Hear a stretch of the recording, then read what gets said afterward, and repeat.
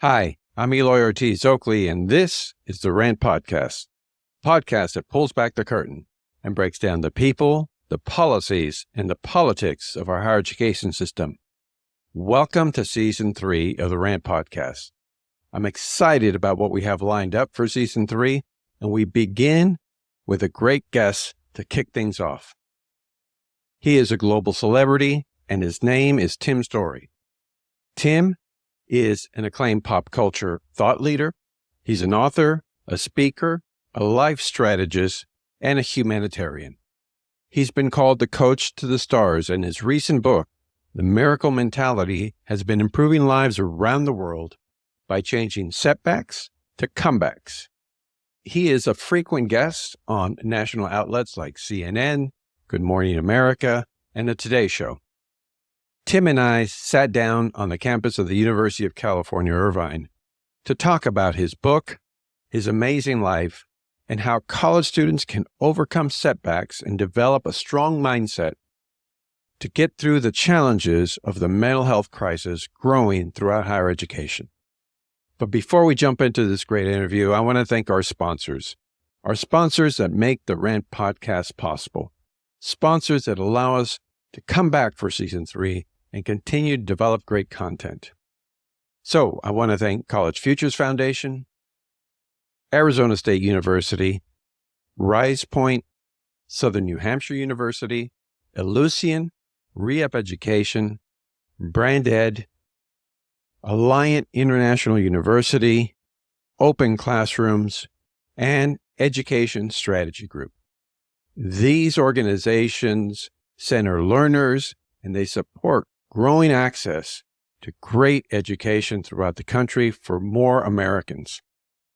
So thank you to our sponsors. Thank you for allowing us to continue the Rant Podcast going and growing strong. You can learn more about our sponsors by visiting the Rant Podcast website at fourleggedmedia.com. I'll put the web address down in the comment section and learn more about their mission and what they do to support students throughout the country.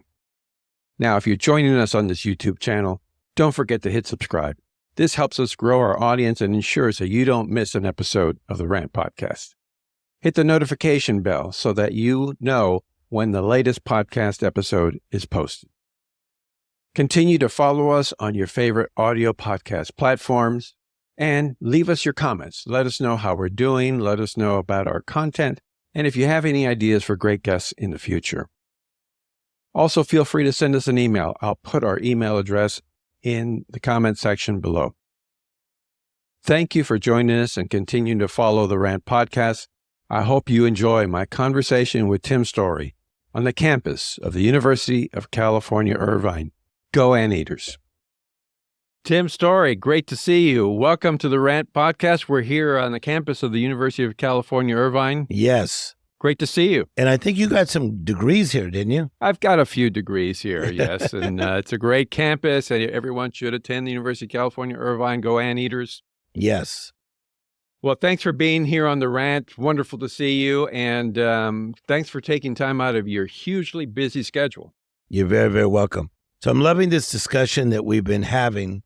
And we were talking a little bit about playing hurt. Yes. And I think that whether you're a student or faculty, there's times in life you wake up and things aren't perfect.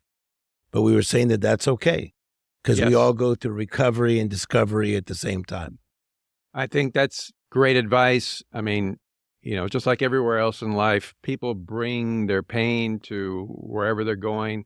Students here at the University of California, Irvine, like many campuses throughout the country, we see a lot of first-generation students who are still questioning whether they belong on a college campus.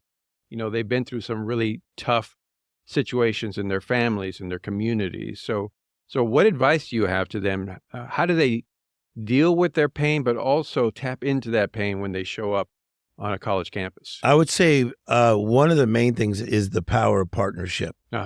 Is that when you come onto a campus, whether you live on the campus or outside of the campus, it's very, very important to look for community. Because the community can really be a strength for someone. Right. Isolation is just not good. Mm-hmm. And so for any student that is coming in, you will go through ups and downs Right. through that semester. Mm-hmm. The pressure of the workload that you have, maybe you're working a job, Mm-hmm. but if you have people around you that are just strengthening you and strengthening your mindset and even doing positive things socially is a key. Right. The power of partnership is essential. And what advice do you have to the faculty members, the administrators who want to ensure that these individuals succeed on their college campuses? How should they think about supporting them, but also sharing their own life experience? Yeah, I think the beauty of life experience is that, you've been through something and you have an understanding of it, and that you could share it with someone, and it could really be a change in another person's life. Right. I see that many times where maybe I'll talk to somebody that's struggling with addiction, Mm-hmm. and I'll say, well, in my case, I've never had addiction to drugs or alcohol, but I come from it from, my father. Or maybe they're dealing with anxiety or depression. Right. And because I work in that field, as we talked about earlier, I can reference that. Mm-hmm. And so I think the beauty of the way I see the instructor, the mentor, Right. and also the person that is learning, the student in this case, is we're all people. Right. At different stages of our life. That's right. And we can both grow from each other. Mm-hmm. And I think you've seen that obviously in your own life, because you are an instructor, mm-hmm. and you've learned from the students as well. I can't tell you how much I value just being around students, younger people. I mean, I have my perspective that was sort of created based on my life experience. Yeah. And particularly in the point in time that I grew up. Mm-hmm. But just hearing the life experience of my own kids, of young people that I interact with, students on college campuses, it just gives me so much hope for the future, because as challenging as life is for them, particularly right now, mm-hmm. the way that they view life is so much more expansive than the way I viewed life as a young person. Mm-hmm. The openness that they have to other people's life experience is much different than the way I was taught. So I think it's a great advantage for anybody to. Yeah. And I just want to say this for those that follow me, that are new to what you are doing. Your scope is vast. You help oversee so many students, like all over the state of California. And I appreciate what you're doing to help change people's lives. Well, it's great to have people like you, some of our previous guests, who just give so much to improving the lives of young people. So let's talk a little bit about some of the fun stuff that you do. You are known as the coach to the stars. Yeah. There's some clients of yours that I know many people would know, people like Charlie Sheen, Robert Downey Jr., even people like me would remember stars like Charlton Heston. Yes. And you've interacted with all of those and many more. Mm-hmm. What is that experience like? And how did you actually get involved with all of these celebrities? Again, it was a Forrest Gump moment. I was minding my own business, speaking somewhere. And one of my friends, Diane Cannon, who was married to Cary Grant, she said, I'm going to do this gathering at my house in Brentwood. Just one of your friends. Yeah. And the people that were there was kind of blown my mind. And so we started this group that we just wanted to grow. It just kept expanding, got so big. And she says, Tim, it's so big, we got to take it somewhere. So we went to a hotel on Sunset Boulevard. And the next thing you know, you would look out, you'd see Lee Iacocca there, you'd see Quincy Jones there. Then you would see Jessica Simpson there when she was only 15. And you would look over here, and there was Jared Leto, and there's Robert Downey Jr., and there's Kanye West. So it wasn't who came, it was who didn't come. Right. I mean, we literally drew the biggest stars in the world for about 25 years, and I did it once a month. So I continue to life coach over 300 entertainers. I work with the best of the best, and it's a privilege. And I think one reason I get to do it is because I honor people. I know a lot of people quickly want to just say, everybody's just a person. You know what? Everybody is a person. Right. But we should give honor to people, whether they're a school teacher, a janitor, the guy that delivers the mail or the lady that delivers the mail, honor them. And so in the case of those that are entertainers, I've always honored, and I enjoy doing what I do. So you talked about being a life coach. Yes. A lot of people are sort of looking for somebody to help them navigate life, bounce ideas off of. So in your mind, what is a life coach? And for somebody in the audience who's looking for help, how does one find a life coach? Yeah. I think that, number one, you should be careful with which life coach you choose, because in the past it was more like clergy. It was your rabbi, right? Your priest, your pastor. Okay. And then also it could be your therapist, your counselor, your psychiatrist. Right. Life coaching started to become a little more popular in the 70s. I used my education of, going to school for about 7 years to learn what I've learned to be able to instruct people. I do think that someone can go through a life coaching certification program and do well, but I think it takes time. But also it's important for the motives to be correct. Right. Because we're working with people's lives. Right. And so I think if you're looking for a life coach, make sure you do a background check on them and see what other clients have said. And what life coaching really is now and what's next. Where therapy is more past and now. So life coaching is now and next. Therapy is past and now. And so the life coaching side is phenomenal. If you could get the right life coach that could help you navigate things, watch out. I mean, and that's the beauty of my life. I get to life coach people that win Academy Awards. Right. And they say things like, Tim, I'm thinking about quitting acting. This really is one person that won Academy Award that I life coached within the last 3 years that had said to me, I'm thinking of quitting. It's not working the way I thought it was going to work. And then to see them win the Academy Award is amazing. So wow. I love seeing people's dreams come true, and I love to see what's inside of them unfold. So let's start with your latest book, The Miracle Mentality. Yes. I've had a chance to look through it. A lot of great stuff in this book, but it's really about your experiences. It really starts out with your own personal experiences. So what inspired you to develop this concept that you call the miracle mentality? And how do people benefit from your experience, your story, and this miracle mentality? Yeah.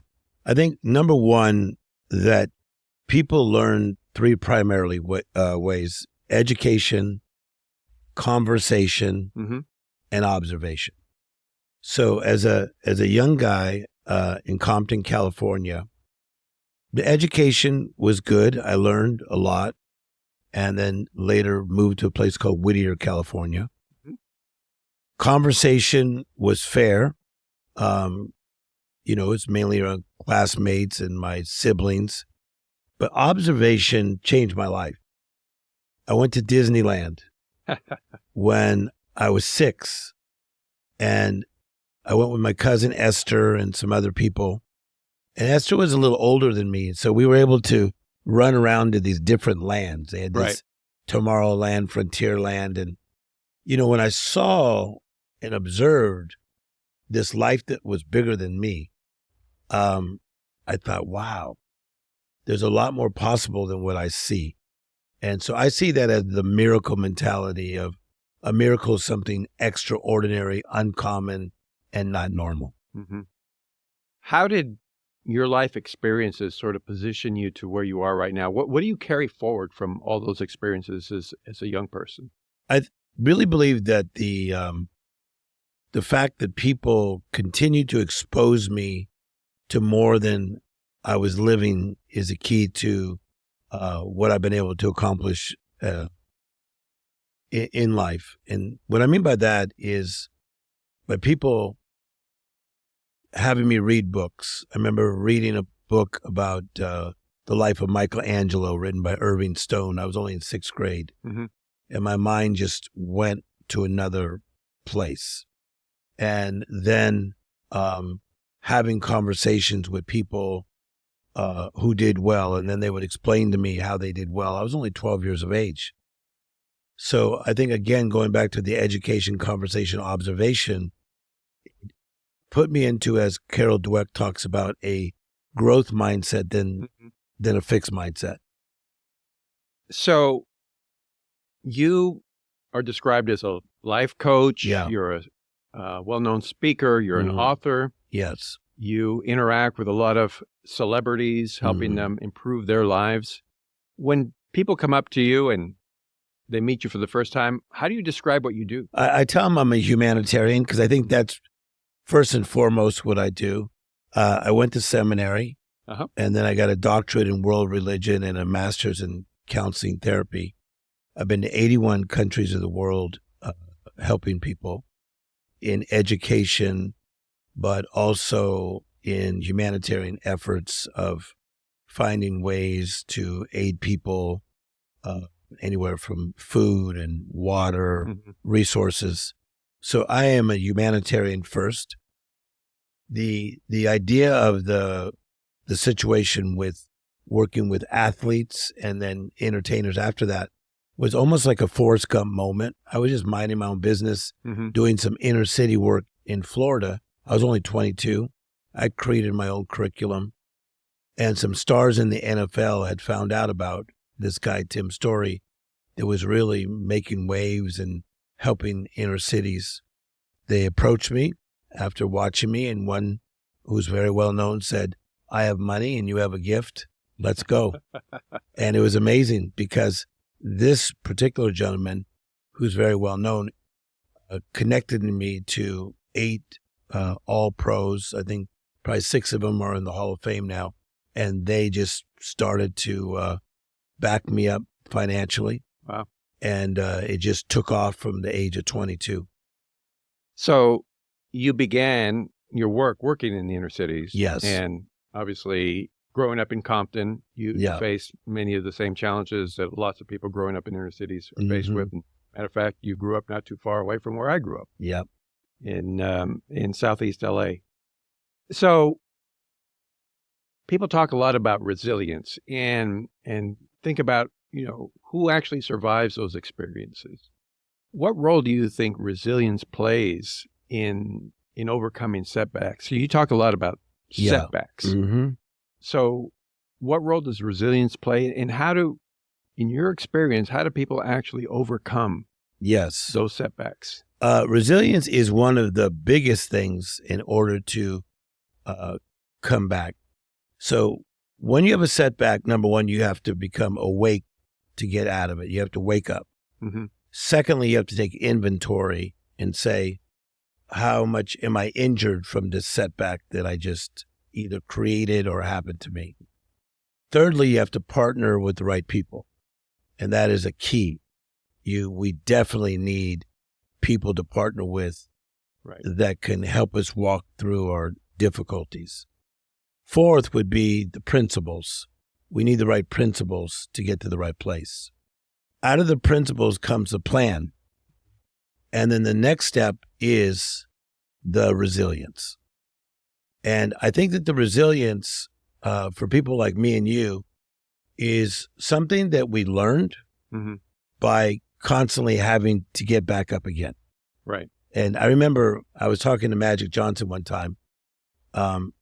He was going through a difficult time in his life. And he said to me, "Tim, people don't realize what people like us have been through already, right, of course we're going to get back up.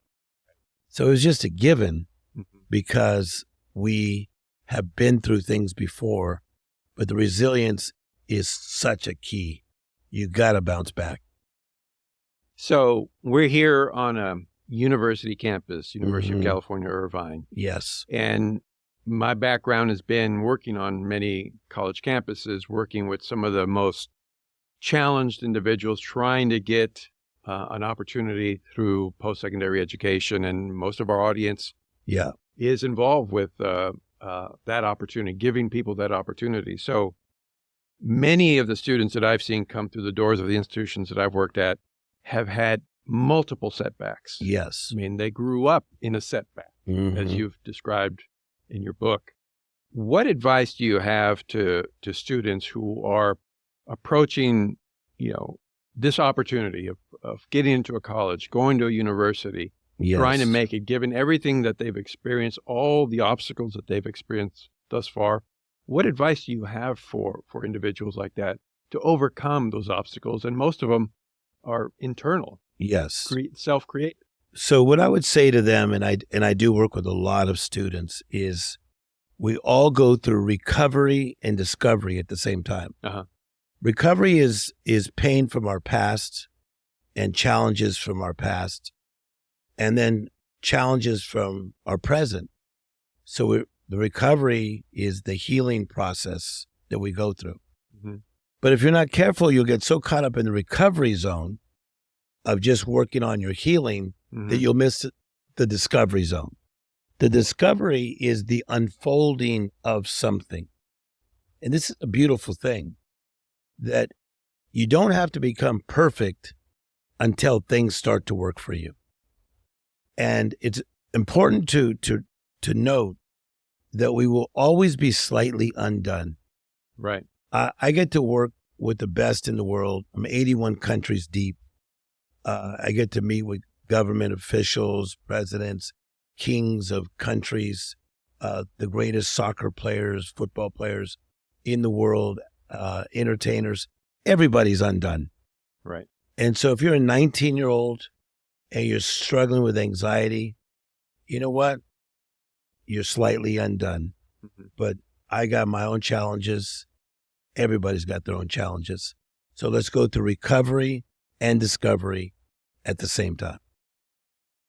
You obviously experienced the pandemic like all of us. As an educator, we saw some really troubling signs leading into the pandemic. A lot of students were reporting mental health concerns. Yes. The use of social media, the pressures that they were feeling, and then the pandemic hit and they were isolated. How do you talk to young people, young adults who went through that and really see a much darker world today than they did before and are challenged to get through those mental health issues that they might have? I would agree with you in that particular time of the pandemic and isolation really worked harder on people than people realize. I agree. It's easy to say, I felt it. Yeah. It's easy to say, we're not wearing masks as much, because some people still do. We're not 6 feet apart. But you're right. The trauma that it hit people with has been difficult for people to come out and play again. Mm-hmm. And a lot of people have gone inward. But here's what I find in life. When you're doing well, you go outward. It's like little kids, when they're happy, they want to go out and play. If they're going through something, they go inward. So I think that we have to challenge ourselves to go outward again. And that is to get back out into nature, to get back out hiking, walking on the beach, taking a drive, even if you're not in the mood. So even for a person like myself, where I do therapy with a lot of people one-on-one, It's a lot. I'm hearing a lot of things that are pretty overwhelming. I walk 7 days a week, and it's out of necessity. It's not just something like, hey, I'm in the best mood to walk. Right. I need to get outside and breathe. Yeah. So many of the students that I've worked with over the years, and that many of our colleges, universities who cater to students of color, to first generation students, I mean, they're bringing a lot of pain and personal experiences to the table when they first arrive. And in many cases, it's hard for them to get a hold of a therapist. Yeah. What advice do you have for people who are working with these young people, college administrators, people who are trying to help them get through their education, faculty members? What advice do you have for them in terms of how to best help these individuals who bring a lot of trauma forward into the classroom? I think the thing that they need the most is one of the most challenging things for people to do, and that is people need to be heard.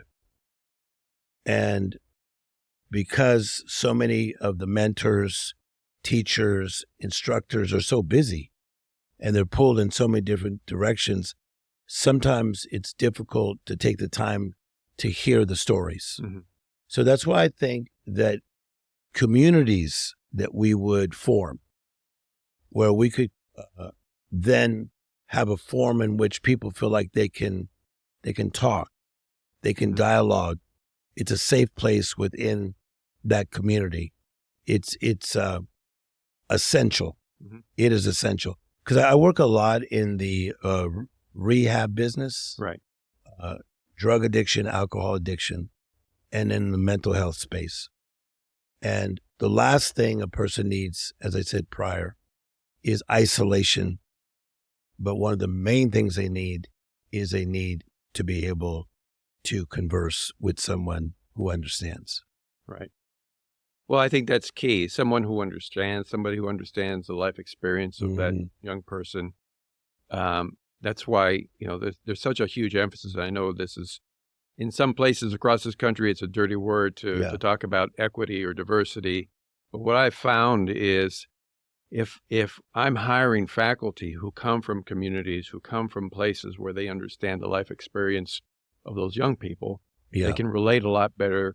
They have much greater empathy regarding the life experience that person had, and they're just better able to communicate. Yes. Mm-hmm. So obviously you have that life experience. Mm-hmm. So is that something that you use when you're talking to people in therapy, bringing forward your life experience? I really do. And I think that's been the strength of me working with the type of clients that I work with is because I work with a lot of people who the world would see as doing extremely well. Right.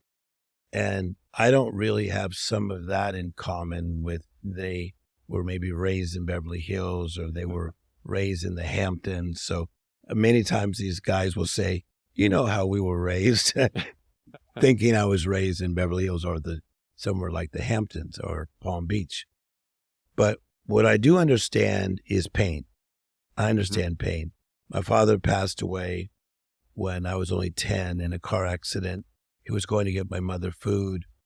He was going through a green light. A person ran a red light and my father passed. And now my mother had to raise 5 children working at a place called Winchell's Donut Shop.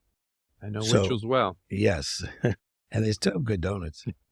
But, that kind of impact when you're 10 years of age, that kind of impact for my mother and the other 4 kids, because we had 5 total, was so deep that I still carry the weight of part of it, but I'm okay with that because it's turning your test into a testimony. Right. That's how I see it.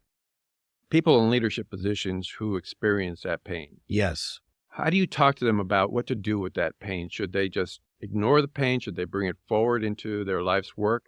How do you talk to people about actually tapping into that pain? That is a phenomenal question, because as a leader, you do not want to overshare either. Mm-hmm. So I think that there could be a college professor or a leader who's maybe going through a divorce. Right. And you don't want to come to the whole class and say everything you're going through. Sometimes you have to speak in parables and only tell people parts of what you're going through, and maybe just saying, I'm going through a bit of a difficult time. If you see that my mood is not the same, just know that I'm challenged. Right. I think that's enough. Right. Just to tell people, today is not a perfect day. I'll give an example.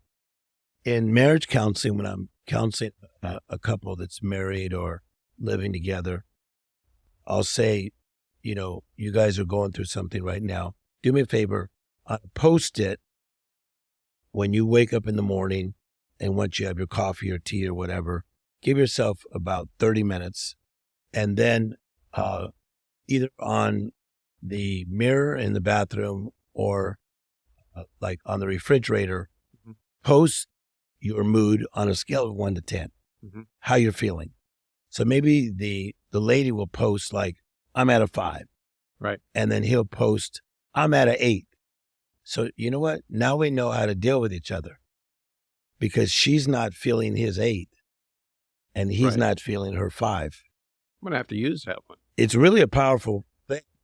It really is. And I think the same as an instructor. Right. There's times like coming up in just a couple of days, I'll speak to 4,200 people in these conferences. We do these conferences, and mm-hmm. we have anywhere from Kevin Hart, and I just did one with A-Rod, Alex Rodriguez. Right.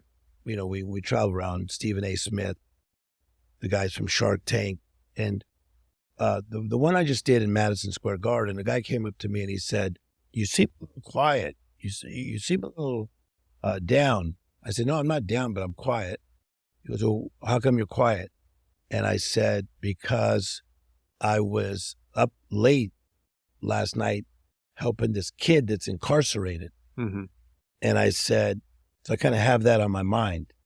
And he said, are you going to be okay to speak? And I said, just watch. Because listen, after a while, you get good at playing hurt. Right. But what I did, though, it was nice of him to ask, because he saw that I wasn't like laughing as much as normal. Mm-hmm. But I think it's good to sometimes tell somebody, I'm at a 5, right, but I'm okay.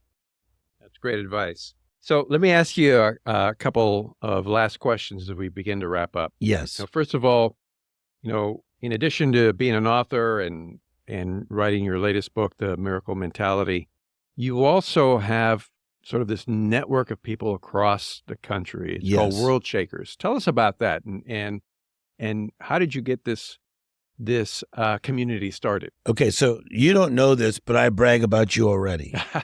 So to quite a few of my friends, I've already bragged about you, because you're smart, and I like the way you think.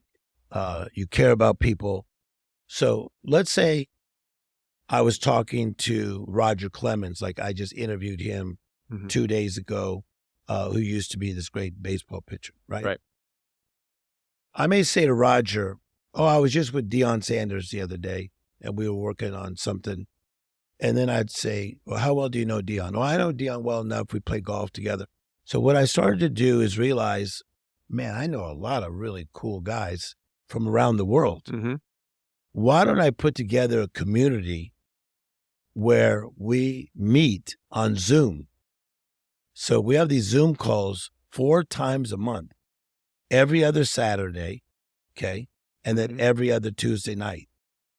It's 104 men. We've had 900 try to get in, but we've only chosen 104 because I'm looking for motives. Mm-hmm. Like, why do you want to get in? And so it is an amazing community that we talk about family, we talk about mindset, right, obstacles, guys cry, grown men. And there's a lot of men that have done well, mm-hmm. but there's also a lot of men that have done well and lost everything. And so it's not just the bougie crowd that I choose. I'm just looking for men who are wanting to guide their family and guard their family. So what's next for Tim Storey? I mean, it seems like you're always stretching yourself, getting out there, trying to reach more people. Mm-hmm. What's on the horizon for Tim Storey? I would say this, that where I'm at right now is I'm just in the moment. Mm-hmm. When we had lunch recently, I had so much fun. I'm in the moment. Obviously, I have projects that are coming up that most people would think are pretty exciting, but I'm just in the moment. I'm fully present, fully feeling, fully alive. I'm so thankful that I know you. I'm excited about some projects we may do together with students, but right now I'm just in the moment and very thankful that I get to live the life that I'm living. Well, and I'm thankful that you took time out of your busy schedule to sit down with us, to be here on the Rant Podcast, to share your story and to share the work that you're doing, and specifically to talk about the miracle mentality. Thanks for being with us, Tim. Thank you. All right, everybody. Thanks for joining us here on the Rant Podcast. It's been my pleasure to interview Tim Storey. His book is The Miracle Mentality, and doing great work all across the country. So please check him out. Thanks for being with us, everybody. See you soon.